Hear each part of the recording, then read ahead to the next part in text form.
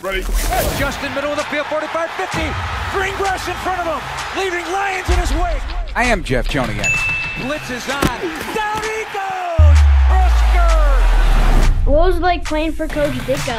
I don't want to answer any questions like that. 61 yards! A Sunday stroll for Justin Fields. And Now, Bears Etc. with the voices of the Chicago Bears, Jeff Joniak and Tom Thayer. One final time at Soldier Field, the regular season for the Bears as they greet the Falcons from Atlanta Sunday at noon. Falcons trying to stay in the hunt for a division title after scuffling of late, and the Bears looking to extend their home winning streak to 5 games with Super Bowl winning Bears guard Tom Thayer. I'm Jeff Joniak. Welcome into the Bears Etc. podcast, episode number 46. We're brought to you in part by Blue Cross Blue Shield. For all your journeys ahead, go with a partner who's been on your team from the beginning. The one members and communities have trusted for over 85 years. Blue Cross and Blue Shield of Illinois, always standing by you, with you, for you, through it all. Tom, how you feeling today? I'm feeling good, but it's kind of sad when you announce that this is the last home game for the Chicago Bears this year. You know, I was hoping this was going to be the beginning of a playoff season for the Bears when this season started, and hopefully it's off in the not-too-distant future, but again, there's something melancholy about the end of an NFL football season for those of us that are committed our life to the game. 100%. Coming up, we talked to one of your old friends, the former Evanston Township superstar football player and Atlanta Falcons great, Mike Kenn, one of the premier tackles in NFL history. Lots of fun stories about his life in the league, Tom. You guys had me cracking up. Yeah, listen, I have a lot of respect for Mike Kenn. He played a long time with my brother-in-law, John Scully, at the Atlanta Falcons. He's a great football player, and he kind of, started and grew through the era of tall, lanky offensive tackles that, started at Evanston, went to University of Michigan, went on to have a long 251-game career for the Atlanta Falcons. They didn't never reach the pinnacle of the NFL, but he did reach the pinnacle of the NFL, multiple year All-Pro, Pro Bowler. Has got an impressive resume to boot. All right, let's check up on this matchup, Bears and Falcons. The injury report for Thursday, Tommy. Cole Kmet unable to go with that knee. Tevin Jenkins, though, practicing full 2 days in a row. We'll wait word if he cleared concussion protocol, and that's where wide receiver Darnell Mooney is right now as well. Thoughts on all three players right now? I'm disappointed for Cole Kmet. He's having a great year. He's really been an important part of the relationship with he and Justin Fields in how he complements DJ Moore, Darnell Mooney, and the rest of the receivers to have that mid-level receiver. Plus, he's a really good blocker at the line of scrimmage. So you're going to have a lot of guys fill his shoes. You still have the receiving ability of Robert Tonyan. You have the blocking ability of Mercedes Lewis. And when you talk about Darnell Mooney, who is going to fill his role to have that complementary downfield threat with DJ Moore.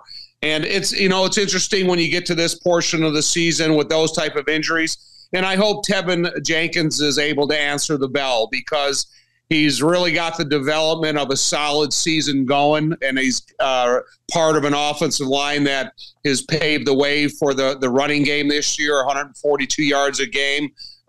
Cody did a great job of filling in last week for him, but I think when you look at the future of the offensive guard position, Tevin plays an important role there. All right, let's talk about the Pro Football Hall of Fame. Devin Hester, a finalist for the 3rd year in a row, as expectations zoom on his potential to enter the hallowed halls of Canton, Ohio, and the Pro Football Hall of Fame.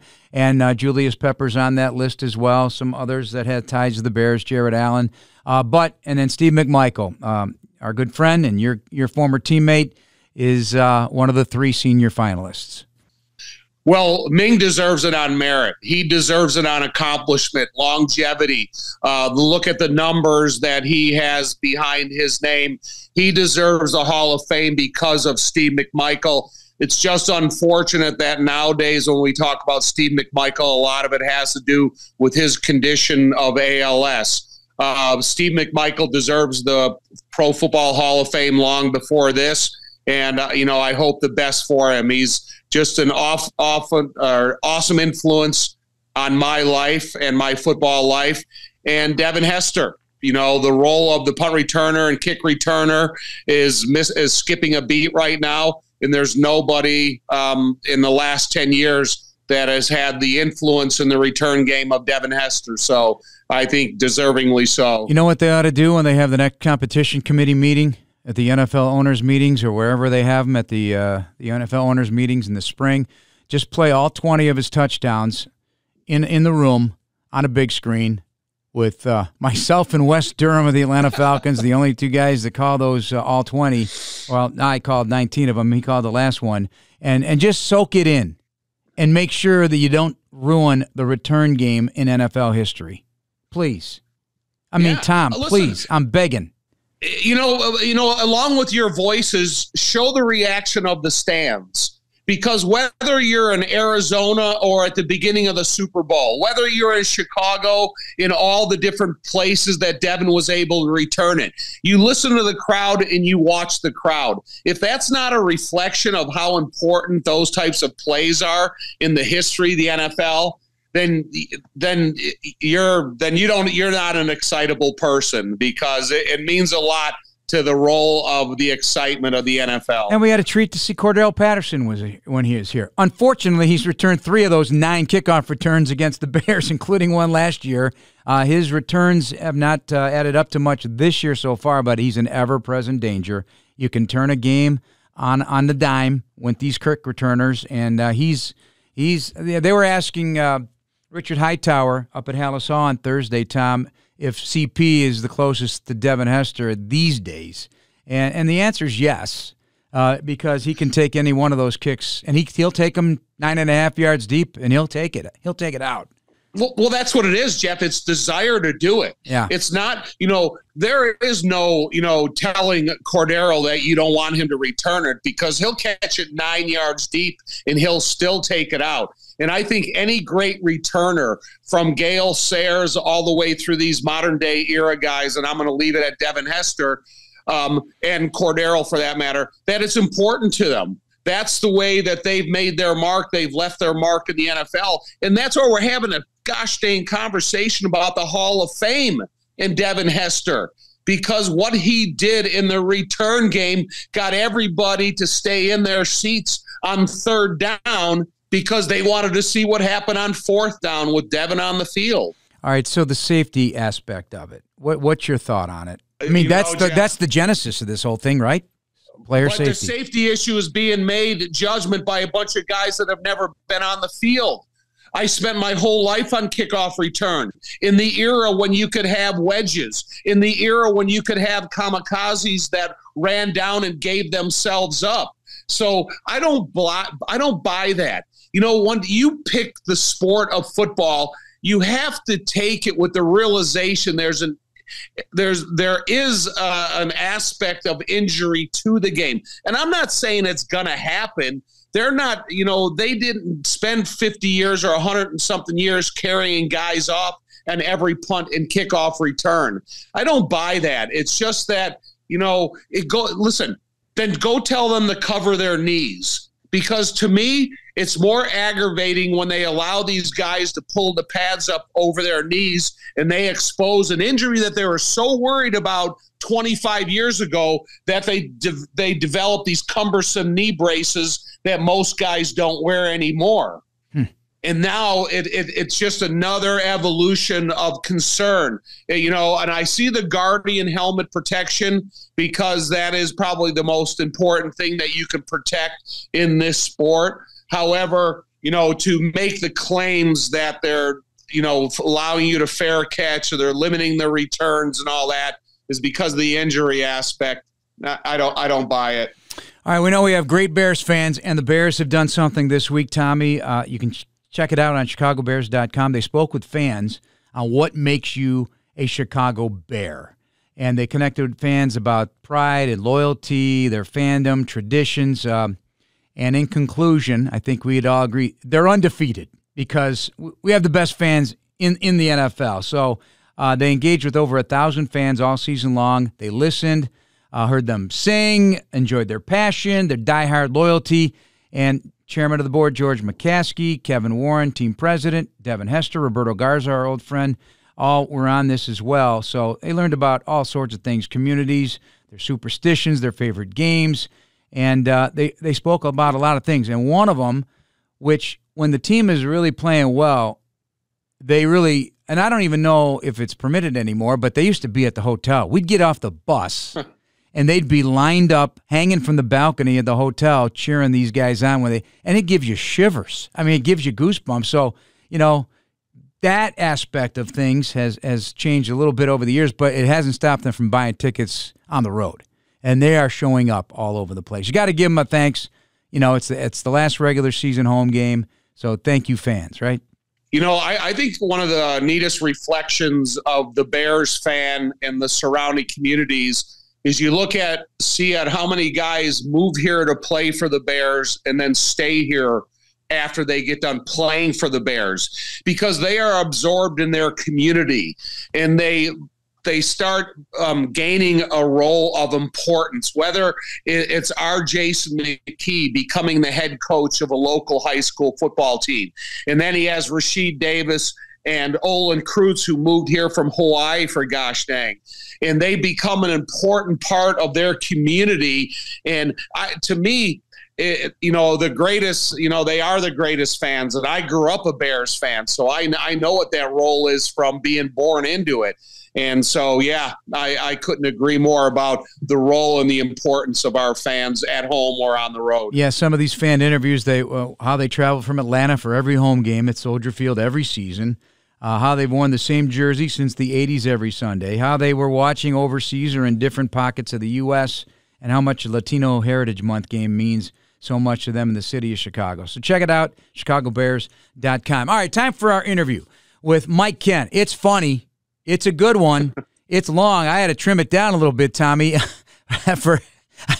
He's a storyteller, and he's a local guy, just like you. Right. He's a Bears fan. He's a Bears fan. Here's a guy that, you're going to hear about going to games at Wrigley Field, going to games at Soldier Field, about going on to play at University of Michigan, then the Atlanta Falcons. But true blue, down deep, he's a Bears fan. Bears fans, you can be there for live NFL action all season long as the official ticket marketplace of the Bears and the NFL. Ticketmaster has a wide selection of tickets available for every game. Find tickets today at ticketmaster.com/Bears. Here's our interview with Mike Kenn, former Atlanta Falcon great and Michigan product.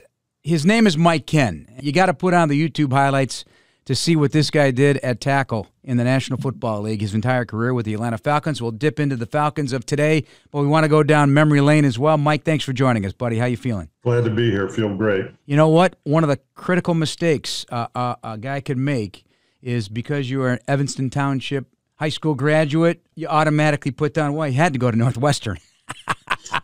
I made that mistake in my notes, and I said, wait a minute. I believe he went to Michigan and played for Bo. Well, we got to remember back in the 70s, Northwestern wasn't worth a crap back then, so I could have got a good education when I could have played on a losing football team. So yeah, so a Michigan man with Bo Schembechler. Tell us about that recruitment, because the one thing that you and Tom share, in addition to being outstanding offensive linemen, and a brother-in-law teammate, Tom's brother-in-law and your teammate John Scully with the Falcons, is that Bo Schembechler was tromping through the Thayer household once upon a time with Woody Hayes trying to recruit his brother, and here comes Tommy with no shirt and just worked out. They were looking at him like, who's this? So you guys have that in common. Well, yeah. I was the last man chosen at Michigan my year. I didn't sign a letter of intent until 3 weeks after or 4 weeks after they came out. I went to visit University of Arizona, and it was actually the first time I had ever been on an airplane. In the middle of February, I'm going to Arizona. I get off the plane and walk actually downstairs, onto the runway, and there's two girls there with layers on handing me flowers as I'm getting to Arizona, and I go, I could like it here. Had a great trip there. They didn't offer me a scholarship. Went to Michigan. They didn't offer me a scholarship. And then when the letters of intent came out, I didn't get one from either or. So Murney Lazier, my coach at Evanston, along with the guidance counselor at Evanston, arranged me to go to University of Cincinnati to visit them because no one had offered me a scholarship. So I went down there, and I absolutely hated the place.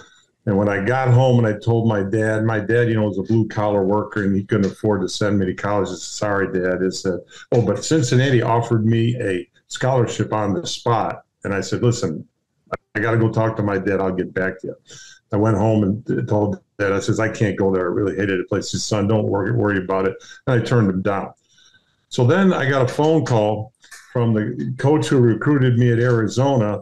And this is landline days. There are no cell phones back in 1974. And he says, Mike, we've decided that we want you to come and be an Arizona Wildcat. And my mom's in the kitchen with me. And I said, yes. He says, and you have to promise me, because I'm going to get on a plane and I'm flying to Chicago. When I get there, you got to tell me how to get to your house. You won't go ahead and change your mind and break your word. You have to promise me you're going to accept this scholarship. I go, sure, no problem. I'm ecstatic. My mom's happy. We can't even call Dad because he's out in the field somewhere. And then about 2 hours later, the phone rings and it's Bo Schembechler. I said, Coach? He goes, yeah. He says, he never called me by my first name until I left. He says, Ken, we want you to be a Michigan Wolverine. I go, there's a problem, Coach. He goes, what's the problem? You don't want to be a Wolverine? Now, I had always, for some reason, wanted to go to Michigan.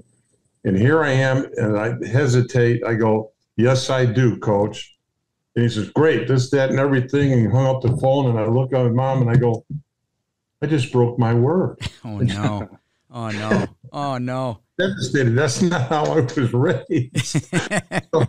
So I'm going, what am I going to do? So a few hours later, the coach gets to O'Hare Airport and calls me on the phone and says, all right, Mike, how do I get to your house? He says, well, after you guys called me, Michigan called, and I told them that Michigan offered me a scholarship, and I accepted. He's screaming and yelling at me and everything, and hangs up the phone on me. And I'm even more paralyzed. And I'm like, oh, what am I going to do? Then 5 minutes later, the head coach from Arizona calls me up, and he's swearing at me up and down and everything. And I go, and I hang up the phone. And, I'm just devastated. Yeah, that's before I knew that this was a business. What I ended up finding out was Michigan was going after a quarterback. Arizona was going after the same quarterback. And that quarterback decided to neither go to Arizona or Michigan. So that's how I ended up in Michigan. Last man chosen. I had that same experience with the University of Wisconsin after I told Notre Dame I was going to go there. The same phone call, the same type of language. I was a little shocked, But, Mike, back then in 1974, 6'7" offensive linemen. I played with the tall guy in college, Phil Posderick. He was 6'9", went on to play at the Dallas Cowboys.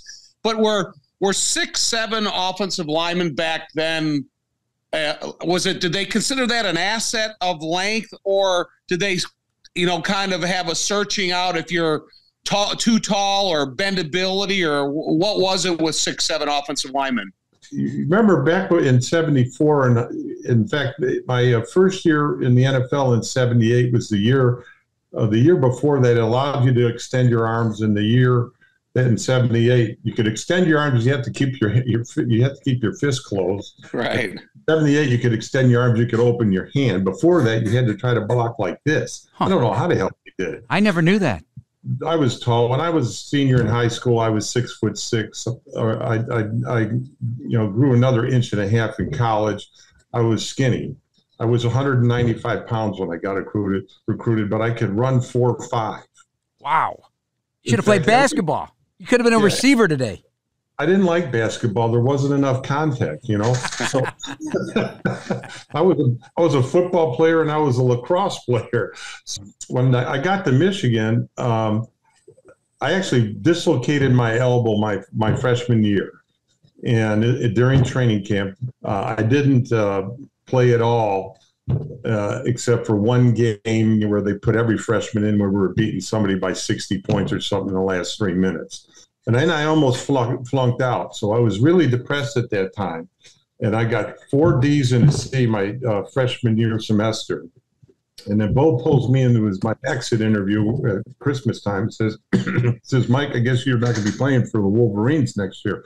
I said, why is that, Coach? He says, well, you got a 1.2 grade point average. And I go, really? He says, yeah, well, in the NCAA, you got to have a 1.8 to stay eligible. In the Big Ten, you got to have a 2.0. So, either get a 3.8 or a 4.0 your next semester, you're not going to be a Wolverine next year. So, I went home, came back after spring break. I got a 3.8. So, all right, we had spring football and everything like that, and I went home for the summer. I went from like 207 pounds, and I reported back to Michigan in the fall for my sophomore year. I was 260 pounds with about 3% body fat, and I walked into the coach's meeting room, and Bo's sitting at the head of the table like he always in, and he's got his glasses on, and he goes, Kenn, is that you? I go, yes, coach. He goes, what have you been doing? Lifting weights. So I had a great training camp, my sophomore year, and then Stephen King, the fifth-year offensive tackle, blew his knee out in the first game of the year. And after film on Sunday, after that Saturday game, Bo came up to me and said, all right, Kenn, you're starting next week. And I started the next 3 years. 251 NFL games and 251 starts. Yep. That's freaking amazing, first of all. So from the time you started your sophomore year in college, you pretty much played every game from that point on throughout your career? In my sophomore year, no, I did not play against Ohio State, nor did I play in the Orange Bowl against Oklahoma because I broke my tibia in practice the week of the Ohio State game.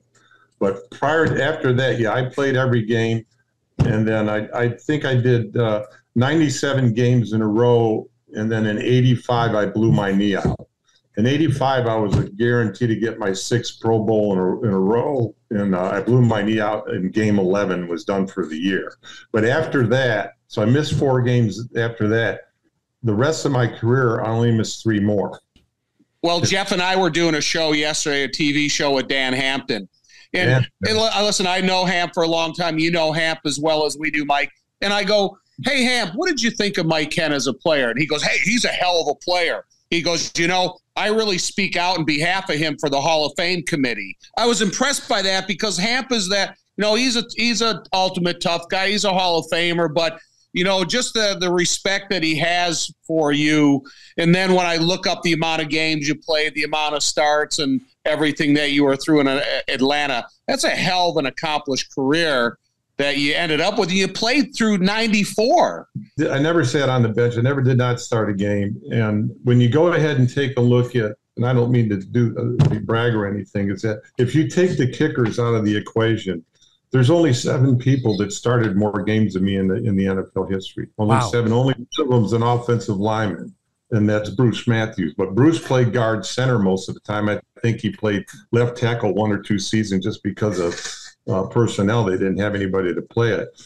And not to throw Jackie Slater under the bus, but Jackie played more games than me, but I think he only started in 218 of them. So mine are all starts. The only other person who's tied with me for that amount of starts is Lomas Brown. And Lomas was a good player. Lomas is a good friend of Jeff and I. I was looking up Matthews, the left tackle today for the Atlanta Falcons, because he's got a good, 151 games, 151 starts. He's got the way that you've passed the torch onto that position. It's nice to see the streak that he's going through, considered his family genes and the longevity of those guys between Clay Jr. and Bruce. Clay Matthews, his uncle and I are good friends. We played against each other for the mythical state championship in high school. He was at New Trier East and I was at Evanston. We also played against each other in the Rose Bowl when we played USC my junior year. And then he was the 12th pick in the draft, and I was the 13th pick in the draft. Then we played against each other when he's at Cleveland. Then we played against each other in the Pro Bowl, and then he comes to Atlanta, and we finished our careers together in Atlanta. Hey, tell us more about that game for the local crowd here in Chicago. We always promote the guys who came out of the Chicago area more and more every year. They're on every roster now in the league. Of course, the suburbs have expanded significantly since your days growing up in Evanston, but tell us about, growing up here. Tell us about that mythical state championship game. Evanston was a powerhouse. If you go ahead and Google Murny Lazier and his win-loss record right now, you'll be shocked at how many games he won and how many he lost. Google it right now. Murny was there's influencing individuals who influence your career and have a significant impact on what kind of athlete you're going to be. And Murney was the start of that for me. In fact, Bo Schembechler, people ask me about Bo Schembechler. They said, what kind of guy was he? I said, he was a very hard man to work for. You know, he was tough. But Murney was the same way. So me going from Evanston with Myrna Lazier to going to Bo Schembechler wasn't that hard of a transition.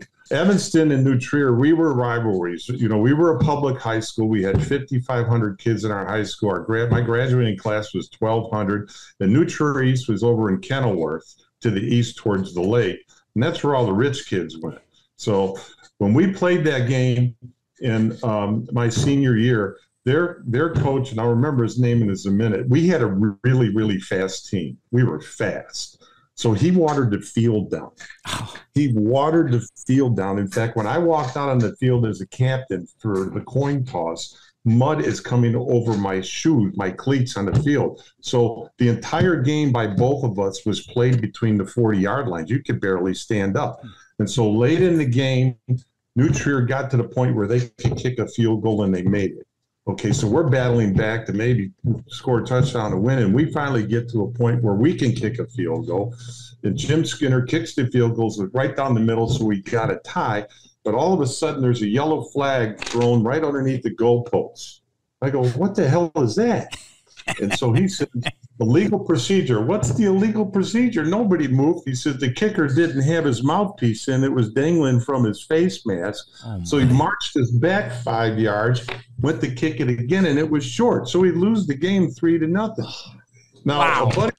A buddy of mine, Howie Moy, lives 3 or 4 doors down from that former head coach at New Trier East. He's a really nice guy. And, you know, he would take him out and we'd have some beers with him and everything like that. I asked him one day, Chick Chikowski, that was it. I said, you watered that field that day. He says, hell yeah, I did. By any means necessary, Mike. By any means necessary. Like Jerry Glanville said, you know, if you ain't cheating, you ain't trying. Right. So that record, as you indicated, 18 years, beginning in 1957, he was 125, 17-4. 13 league championships, 6 state championships. And he also, as you inferred that you were a lacrosse guy, introduced high school lacrosse to the state of Illinois. And it became an intramural sport and an official spring sport eventually. He did, because we didn't have spring football. And Murney didn't want his ball players who weren't playing running track or basketball or doing baseball or something to be idle. So he decided he went to the other North Suburban League coaches like New Trier, like Waukegan and Oak Park and stuff like that, and said, we need to go ahead and start lacrosse. And here's another funny story. We had more kids in our school than any other school. So we had a freshman, sophomore lacrosse team and a varsity team, juniors and seniors. So as freshman and sophomore, we had to play the varsity team at these other teams. So the coach that was coaching our freshman sophomore team was Dick Wojcik, who was an ex-Marine drill sergeant, who was the freshman sophomore football coach. So he says, you know what? And this was still with the old wooden sticks with the catgut and everything. He says, we're not going to have the finesse game down to go ahead and beat these varsity players. So he put us in football shoulder pads. He took football helmets, took the face masks off, and put lacrosse face masks on them. And there's a rule in lacrosse that if the ball is on the ground, anybody within 10 feet of that ball is live, you can take them out. So we basically drill. All we did was kill people and take them out and take them out. We never lost. And then when we became, juniors and seniors, we got the finesse part of the game down, took off the shoulder pads, had regular lacrosse helmets on, and we beat everybody. So the Chicago Lacrosse Club heard about us. Now, this is a bunch of ex-college lacrosse players who decided they wanted to continue to play lacrosse and do everything like that. So they came down to go ahead and challenge us for a game. We wiped their ass. I mean, we beat them by double digits because we were still playing like the finesse we had, but we were still playing like the freshman and sophomore player. We were playing the game really violent. Well, they got so pissed off, they challenged us to another game 2 weeks later, and we beat them. Elliot Uzelak came and watched me play lacrosse. Here I am, 195 pounds, 6'6", running 4.5. And he tells this story. He goes to Bo. He says, what about this? Bo says, what about this Kenn kid? He said, Bo, you should see that guy run. And you wait till he grows into the size of his feet. You know? Yeah, because I'm not thinking Bo wanted a 220-pound tackle, so he's going to tuck you away. I mean, when he first saw you, what was his reaction to your size? Like, forget about the height, just the weight. You said you were skinny. Well, he was obviously cordial, and they gave me a great visit and everything, but I got recruited by a bunch of college, but they all came to Evanston High School to see me and meet me first, and they go, "You're not the kid we saw on film. You're a basketball player." And I go, "It's me," you know. And then it never went any further than that. So they took a chance on me. You know, they had an opening after a month. It took a chance. It not only worked out for me, it worked out for them, obviously. What would you have played weight-wise today, do you believe? What would your body been able to handle? Because everybody's 300 plus at tackle. They're all too big and they're all too fat and they can't move anymore. But we'll get there. They can't. I see you two friends think alike. Yeah. Well, listen, I finished in the low 290s, you know, and they asked me, you know, towards the end of my career, you know, because I was the only guy in the offensive line that was under 300 pounds. And they go, you know, Mike, for optics reasons, we want to say we got an offensive line that's all over 300 pounds. That's how goofy the NFL thinks, you know. And I said, let me ask you a question. Are you okay with the job I'm doing? Yeah, you're doing a great job. You know, I can bench press 475 pounds. I can squat 800 pounds. And you want me to put on 20 pounds of fat just so, you know, you can say you got a 300-pound line? I says, I'm not doing that. Yeah. It was, and today, and I know Tommy will attest to this too, is that the offensive linemen are all way too big right now. They've lost their mobility. They can't move their feet. It's like playing sumo wrestling right now is what they do. They set off the ball too deep off the line of scrimmage. That's why they're all getting pushed into the quarterback and the pocket's closing with the offensive linemen's asses all around. They can't finish their throwing motion. They're all doing it. They're all teaching it wrong. It's actually kind of hard to watch. So. Yeah, I agree. You know, you look at a lot of the offense. You know, I played with Phil Posderick, 6'9" in college. I played with Keith Van Horn in the NFL at 6'7" plus, and I've known Mike throughout his whole career. You know, it's about feet and hand placement is a successful offensive lineman. It's not about trying to get to be 350 pounds because, you know, Mike, one of the things that I disagree with a lot in modern day NFL is these guys that are 300 pounds and above, they don't show it in the weight room. They're not, if you're 325, 330 pounds, then you should be benching 550 pounds. So that's only 200 pounds over body weight. And you should be doing 800 pound squats. Nowadays, they have all these specialized trainers and stuff. You know, they either have them shaking ropes or hitting a tire with a sledgehammer, and it's still about weightlifting that creates durability, that creates muscle density, that keeps you healthy for the game. Range of motion and flexibility. They're all training like it's the 1950s now, and they're losing their flexibility and their range of motion, and they're only working the slow twitch muscles, which are your strength muscles, but they're not working the fast twitch muscles, which are athletic muscles. I mean, and you know, your career was during my career, Tommy. You know, and I knew all you guys. You know, you guys came down here, you know, for the 85 to practice and all everything, right, in the training camp and stuff like that. It's just not the same game anymore. You know, when I was on the competition committee, and I was on the competition committee for 8 years, I never got a chance to take advantage of as a player because it was after my last year in the league, is that we went ahead and finally let the offensive lineman move a half a yard back, because remember when we were in up stance before, we had to make sure our head was in the numbers.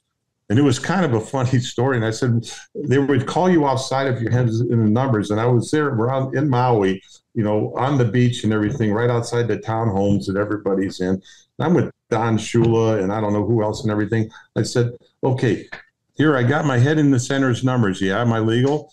No, it's not. He goes, you're illegal. I said, did I move my feet? Did I gain any room back? I said, no, you didn't. So why am I illegal? So they let us move back like a half a yard or 3/4 of a yard.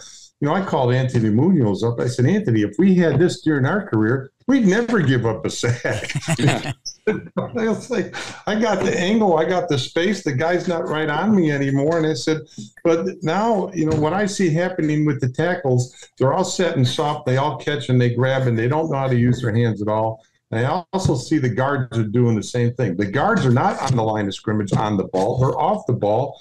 And when the ball snaps, they step back. And you're giving a guy 300 plus pounds as a defensive tackle, 2, if not basically 3 steps of momentum and a whole lot of room to operate. Who's got the advantage there? They do. That's why these guys are getting beat and pushed up. Nobody sets straight. That's correct. Their stances are all wrong. Like they don't use the snap count as a weapon anymore either. No. I grew up, watching. I started going to the Bear games when I was 5 years old at Wrigley Field with George Hallis, who's the coach, with my dad. So there's only 2 teams I really watch now. I always try to watch the Bears. I don't have an NFL network, but I sometimes go to a place to watch it, and I follow the Falcons. I get interested in the NFL now when it gets closer to playoffs to kind of, watch the teams that are excelling and who's doing real well. But overall, 75% of the teams in the NFL right now are very mediocre. Look at the records. The Falcons could actually win their division if they beat the Bears this week, right, and beat the Saints. They'd end up being 9-8 and win their division, or they could tie and go 8-8. Actually, might tie to win the division. That's how poor our division is. Mike Kenn, our guest here on the Bears Etc. podcast. Great storytelling. A couple of notes about Mike Kenn. First of all, his 75 team in Michigan, Tommy, they ran for 345 a game. 345. Wow. Unstoppable. That's a fact. Mike's real last name, is it Kukovic? Kowavich. You're Polish. Polish. Jak się masz. Dobrze. Why the name change? Too hard to say or a sign of the times? Because my family, I'm Slovak, 100%, and my mother's maiden name is Rich, but it was really Wichnowski. And they shortened it on the back of his jersey. Yeah. Okay, my mom was an O'Connor, okay? She's half Irish and half Lithuanian. So I got 3/4 Baltic in me. So the trend was back then is to go ahead and shorten your name. Yeah. But we couldn't, like my next door neighbor was Joey Merkowitz and they changed it to Merk, so that was easy. But we couldn't figure out a way to go ahead and shorten Kuchowicz to something short. And then the other problem was if you sound Kuhovic out phonetically in English, it's Kukowicz. And my mom didn't want to be called Mrs. Kukowicz. So the Polacks, are very efficient type of people. So they went into the phone book and found this name that was simple, Kenn, Kenn, with 2 N's, and said, let's do that. And now it's a legendary name in the National Football League. Well, here's the funny backstory to that, though, is that everybody thinks it's King or it's Kuhn or it's something like that. So my 2 brothers and my sister, anytime we are on the phone and said, what's your name? I go, it's Mike Kenn, Kenn. I have to spell my name every time. So you're a member of the Polish American Hall of Fame. You're a member of the Atlanta Sports Hall of Fame. You're a member of the Chicagoland Sports Hall of Fame. You were the NFL president. People probably don't know this, for 8 years. The NFL Man of the Year. That speaks loudly about your character. Ed Block Courage Award winner, fighting through injury and other setbacks. And you were a semifinalist for the Pro Football Hall of Fame in 2015. I went through the list. You should be in the Hall of Fame. So 20 of the 26 semifinalists in that class have made it to the Hall of Fame. The only 2 offensive linemen who haven't are you and Joe Jacoby. How does this sit with you? I recently reached out to one of the voters, as recent as yesterday. He has a good chance. How do you feel about that?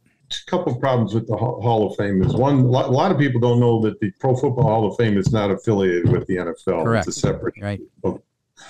2, they don't have a qualifying criteria that each elector has to consider when they're looking at someone from the Hall of Fame. The other thing is it's an individual honor that takes team success too much in consideration. I hear, sportscasters say, "Oh, this guy, won a Super Bowl." I said, no, he didn't. He played on the team that won the Super Bowl. It's a team game. And I get penalized for this is that I had 4 winning seasons in 17 years, and 3 were in the first 5 years and 1 in the last 12.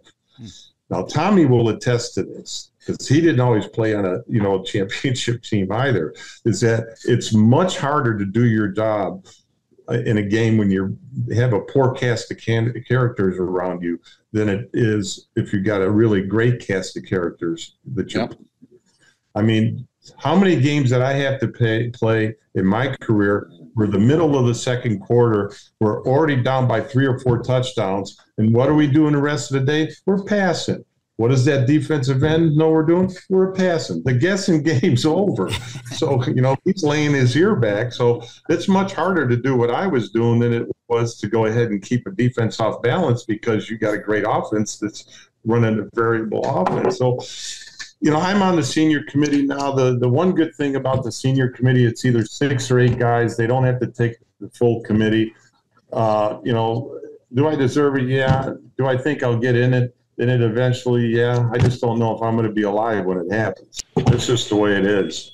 Jeff knows I'm argumentative against some of the younger guys that have been put in the NFL Hall of Fame and have played 100 less games than you have been on losing teams, more losses than you have gone through, but they're bigger self-promoters than you are. And that's the unfortunate thing about it. And, whether you get a guy like Harry Carson, who used to kind of moan a lot about not being in the Hall of Fame until they put him in the Hall of Fame. And, eventually you're going to get in there. Yeah, you're going to get in. That's a guarantee. And it's too bad because, Dan Henning could be the best of all time. Bill Walsh, I've never seen any tackle with his agility and quickness. You were coached by Bo Schembechler. You had a great career in Atlanta. You're in the Ring of Honor.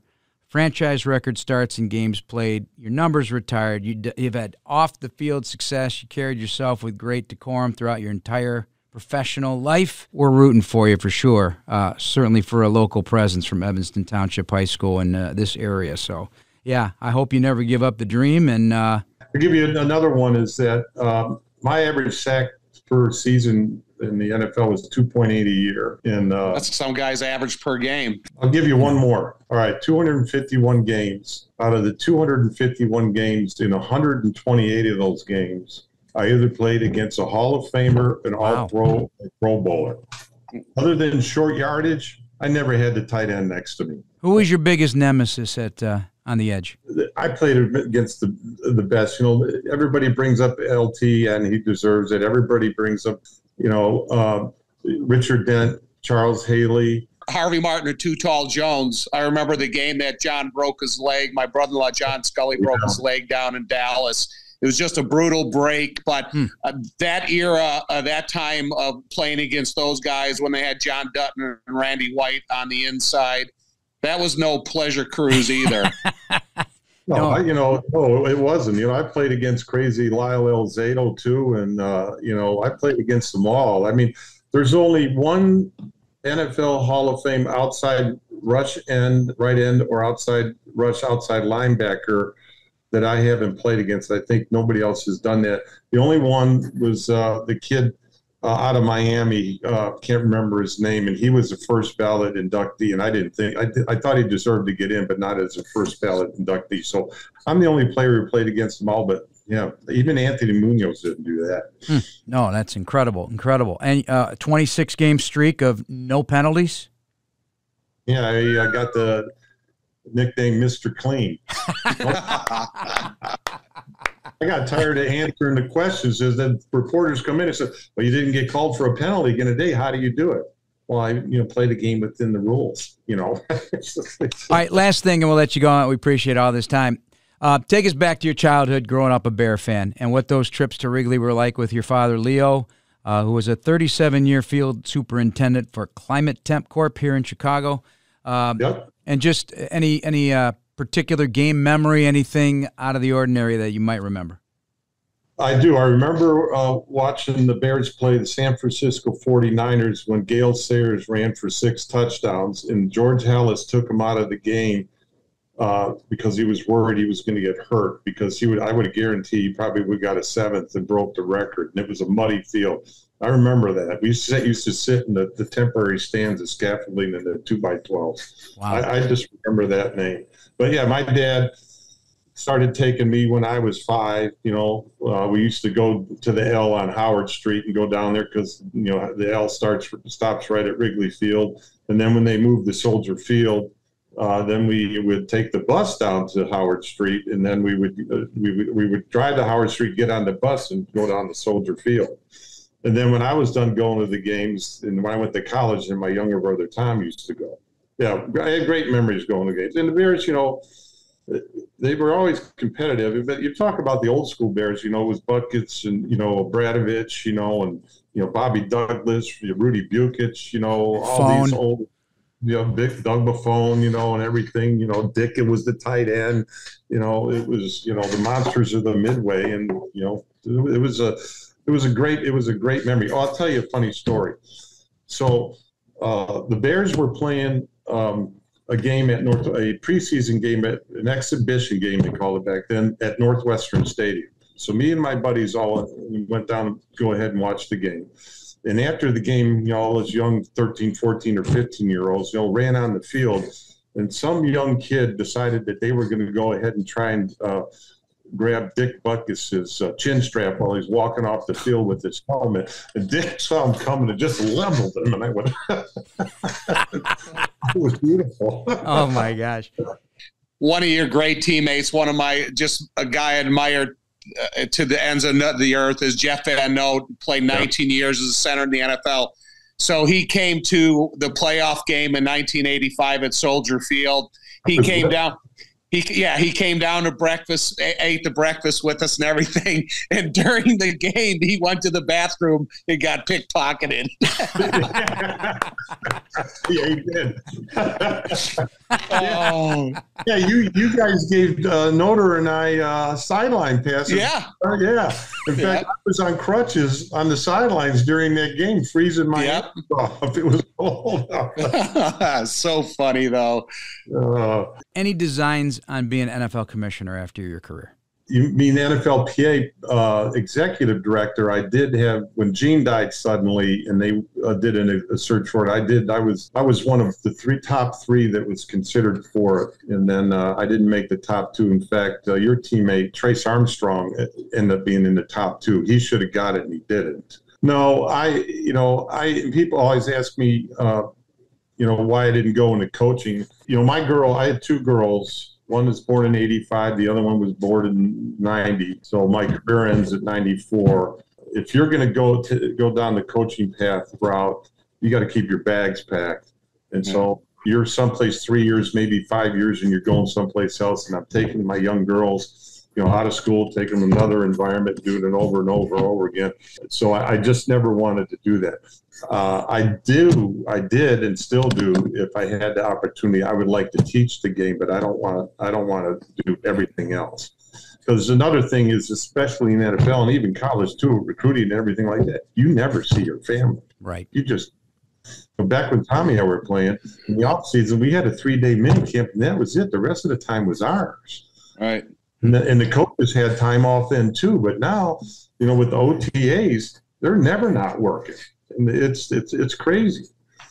Salaries are a lot different, though. Back when Dick Stanfeld said, hey, what do you guys want to work 18 hours a day and make $35,000 a year? And he kind of discouraged us from getting into coaching, where now offensive line coaches are making $1 million plus a year. And, so a way better living than we ever had a chance to make as players.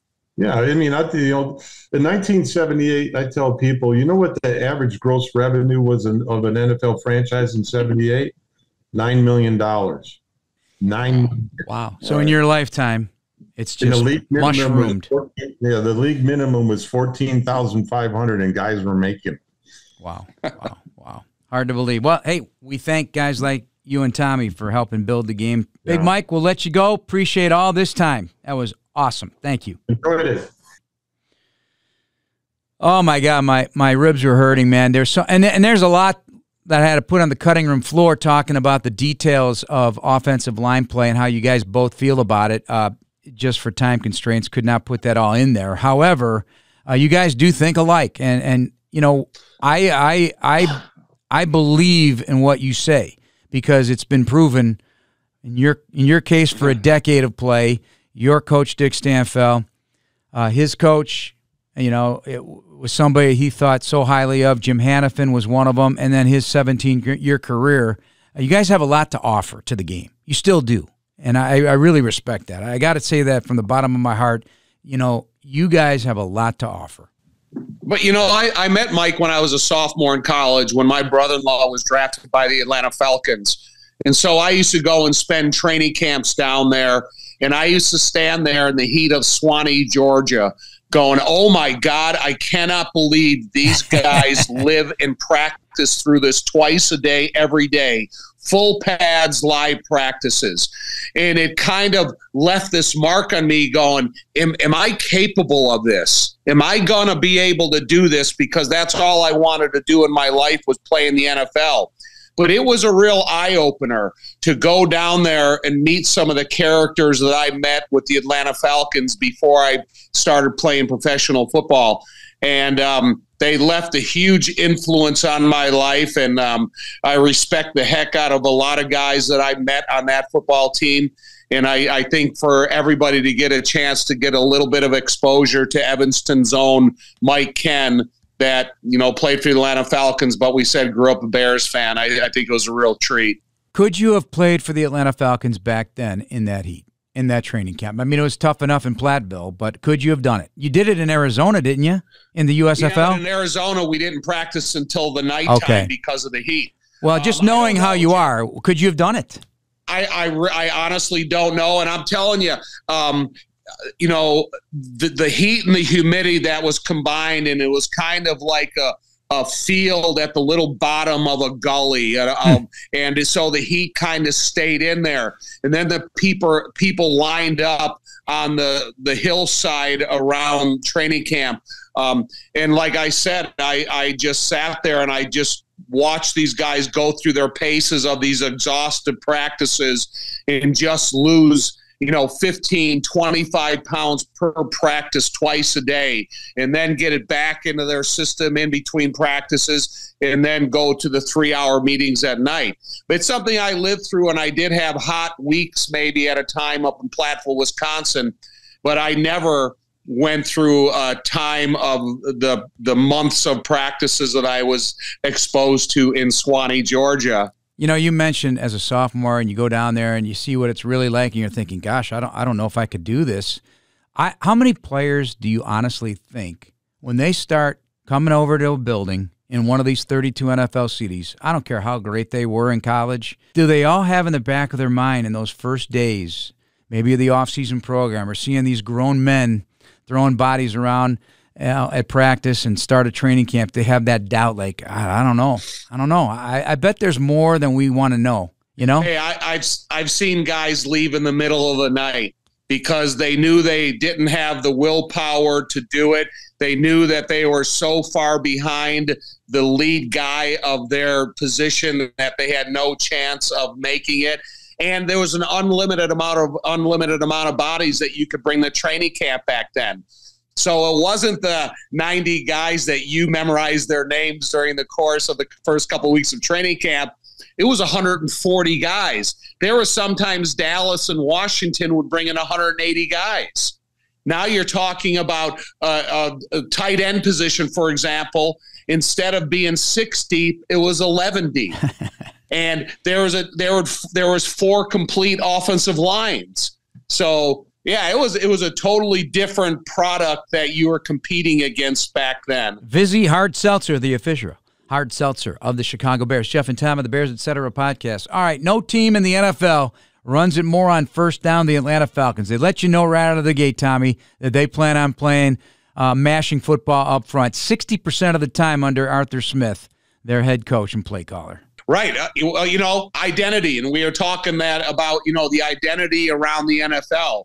And if you have a team that has that bona fide identity, running it that much, with that frequency on first down is pretty much your identity. And when you bring in a guy like Bijan Robinson, the co-teammate of our own Roschon Johnson, you're kind of stamping that point of approval. We have a good running back here already. We're going to bring in another great running back that they say the priority on running backs is not a first-round draft choice anymore. They drafted him in the first round. We both thought he would be first-round worthy. When we were analyzing the draft, we said absolutely. Yeah. And honestly, if the Bears would have taken him, I would have been completely fine with it. And I think that it was a plus that he and Roschon were in the backfield together. Because what I see out of Roschon Johnson and how important and how good he is at first, second, and third down, and then I see Bijan Robinson and how good of a runner he is, how elusive he is when he gets into the second to third level. These guys, they complemented each other really well, and so I think they're both proving their point at this level. But like you said, man, we're going to run the ball on first down. We're going to run out on first down. Now do something about it, and so they've been able to do it. And he's very productive in the passing game too. So busy day for the linebackers, I would assume. Yeah, we're fortunate to have guys like Kyler Gordon and Jaquan Brisker that kind of can fill. If you want to play nickel dime, however you want to use the personnel, and you can take a guy like Kyler Gordon and use him at that first or second coverage level. You can do the same thing with Jaquan Brisker. But I think Tremaine Edmonds and TJ Edwards and Jack Sanborn, all of them have done a nice job on their coverage responsibility as the year has wound on. So it's about how quickly can Montez and the defensive line put pressure on the quarterback, put him in an avoidance position, and then if he has to throw to that check down route, which is the running back, one of those guys got to be in his area code. Taylor Henneke is the starter, but limited again today at practice, Tom. I don't know. After 13 starts for Desmond Ridder, who produced 10 touchdowns, 10 interceptions, and was sacked 31 times, I guess you got to prepare for both. Well, they had four out of 5 offensive linemen on the injury report as well. Which is crazy. 2 ankles and a couple of knees. Right. So if you get guys that are limping out of their stance, or if they have, if you go out there, okay, if I'm a defensive lineman, the first thing I look at an offensive lineman, do you have one ankle taped? If you got one ankle taped, I know what your bad ankle is. And then can you start putting pressure to make him have to use that as a significant maneuverable power step? How do you know that? Don't both sides get spatted up before a game? Not always. So how can you tell? Okay. Not always. That's the thing. That's what I'm saying. I'm going to go out there and look. If you go out there and look and you see this offensive lineman only has one ankle spatted up because your shoe contract doesn't want you to tape over the logo of the other one, then it's part of it. And back in our era when we did spat over our logos of our shoe contract, Carl Pekarski would sit down there with a marker and draw in whatever your logo was, and he would color it in on your shoe. Oh, that's just the behind the scenes. That's the good stuff right there. That is the good stuff. We're brought to you by PNC, official bank of the Bears. All right, I'm really interested about the Atlanta defense because they do a lot of really good things, Tom, and they play hard and they are physical, okay? Some of their stuff, like third down defense, they're third in the league. They do a really good job against the run. They've got players like, if you put Calais Campbell and David Onyemata, 25 hurries, 7.5 sacks, 4.5 run stuffs combined. Jesse Bates, big numbers, 6 interceptions. Caden Ellis at linebacker, over 100 tackles. So where's the weakness? They got some really good defensive backs too. So the weakness to me is you got to be interior. You have to have interior physical style of play. Because when you get linebackers in the Atlanta Falcons defense, a lot of times they stack directly behind the defensive tackles. And then they try to make your confused decision of which one of the combo blocking guard, tackle, guard, center goes to that next level. But if they can get movement on that defensive tackle and push him right into the path of that linebacker who's stacked behind him, you're going to create an immediate seam. And if you go back and look at a couple of the first down runs last week by Khalil Herbert, they were explosive, interiorly blocked runs by the offensive line and tight ends that they put Khalil Herbert into the third level before he was touched. And to me, I would have to investigate that opportunity as well against the Atlanta Falcons like they did last week. And so I thought Arizona would put up a better fight on the inside with their defensive line and linebackers, and the Bears' offensive line and tight ends were able to earn the opportunity and the continuous running ability for 250 yards. So to me, I'm going to stress to the point of my offensive line, look, you block the line of scrimmage first. You make sure that you get those guys moved and allow that to move you into the path and make the linebacker decide where he wants to go. And if you can get that done, then I think you're going to have some interior running room that will take a toll on these defensive linemen, especially an older guy like Calais Campbell. As big as he is, you can see him starting to get up there in age. Yeah. And when he gets tired, he plays tall. When he plays tall, he loses the game of leverage. So I would really have to investigate him as well. Number 2 ranked red zone defense in the league, too. So some pretty impressive numbers for this team. They got good athletes on the back end. Yeah. So they're not going to give you big exposure to windows. You're going to have to win the route, and the quarterback is going to have to win the throw. Back to Cordero Patterson. Only 7 returns this year. Now, he hasn't been completely healthy. He's only played 11 games, but just 7 returns. And then the really good kicking. They have an excellent kicker. He's the special teams player of the week for a second time this season, Younghoe Koo. So a lot on the table for the Bears. Good news, Chicago. United Airlines getting brand new planes with all the bells and whistles like Bluetooth connectivity, screens at every seat, and room for everyone's roller bag. United, proud to fly the Chicago Bears, and you too. You got a secret weapon in this game? A secret idea? Yeah. Because I'll tell you one other. Pitts and Jonnu Smith, the 2 tight ends, they've combined for 90 catches and over 1,000 yards. Let me tell you something. Pitts has the largest catching radius of any receiver in the NFL. He can be running full speed ahead, and he can reach back behind him and catch the ball. It doesn't have to be a perfectly thrown ball. You're not going to match up size for size with him, whether you're talking linebacker or defensive back. He's not a point of attack tight end. So if he's on the line of scrimmage in a stance, I am going to attack him relentlessly. However, if he's going downfield and you allow him a free release and just run into space, it's going to be difficult because he has an amazing range in catching, like I said, catching radius. To me is, again, the high temperature they said is going to be about 35. If you start beating an indoor warm weather team early in the game, when it starts getting colder in the second half, it gets colder to them a lot sooner than it does to the Bears. Miller Lite, the official beer of the Chicago Bears. Tastes like Miller Time Chicago. One final note, Eddie Jackson named the Jeff Dickerson Good Guy Award winner this year. Cole Kmet last year, $1,000 being donated to the charity of Eddie's Choice, and $1,000 also given to Cole Kmet's charity, Special Olympics. This started, obviously, with the passing of our good friend Jeff Dickerson, a guy that I spent a ton of time with in this building at Hallis Hall. In the press room, we were always seemingly the first 2 guys to get here every week, and definitely missed, and he really was a good guy. And so no greater honor than to leave that mark. You know, Jason McKee always tells us, that when you pass away, your birth date and your death date, that line, that hyphen, what have you done in between? And he did a lot. Yeah, I did. Listen, I think anytime as an active player, you're mentioned as the Walter Payton Man of the Year or the Jeff Dickerson Good Guy Award, that's something that's going to hang with you for the rest of your life, and you're going to see it up on the wall at Hallis Hall, and you're kind of reminded of it every time you go into that press room.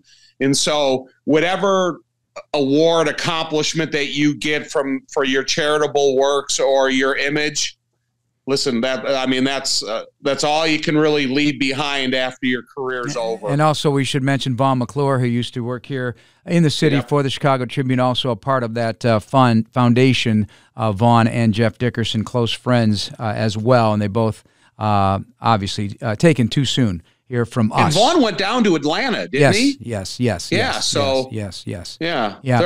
All the quality cast of characters that we have met through the course of time that have sat in that media room with us, and we've made fun of. We told stories. They made fun of us. It's just something that, those are the types of memories that a lot of people aren't aware of. Yep, you don't hear about it all the time. All right, that's going to do it for you and I, Tom. Our next Bears, Etc. podcast dropping Tuesday. We recap Week 17 and preview the Packers finale. Can't believe we're almost hitting the finish line. Tom will be in a very poor mood the entire week. I'm going to be angry by Sunday night. Thanks for listening, everybody. New Year's Eve. Please subscribe now on the Chicago Bears official app, Apple, Spotify, YouTube, or wherever you get your podcasts. Thanks for listening, everybody, and bear down.